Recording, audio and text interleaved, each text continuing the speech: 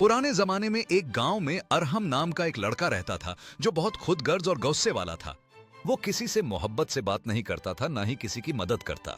एक दिन वो जंगल से गुजर रहा था कि एक पेड़ के नीचे एक बूढ़ी औरत गिरी पड़ी मिली। अरहम ने पहले नजरअंदाज किया, लेकिन दिल से आवाज आई, मदद करो। उसने बूढ़ी औरत को उठाया, पानी पिलाया और गांव ले आया। औरत मुस्कुराकर बोली, तुमने दिल से मदद की, तुम्हारा इम्तिहान पूरा हुआ। अचानक वो औरत एक हसीन परी में बदल गई। परी बोली, मैं मोहब्बत की परी हूं। तुमने अपनी खुदगर्जी को हरा दिया।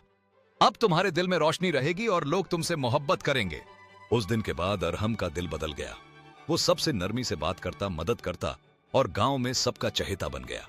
जब इंसान अपनी खुदगर्जी छोड़ दे, मोहब्बत खुद ब खुद उसके इर्द गिर्द फैल जाती है। अरहम ने सीखा कि सच्ची खुशी और मोहब्बत दूसरों की मदद करने में ही है, और अब उसका जीवन पहले से कहीं ज्यादा खूबसूरत था।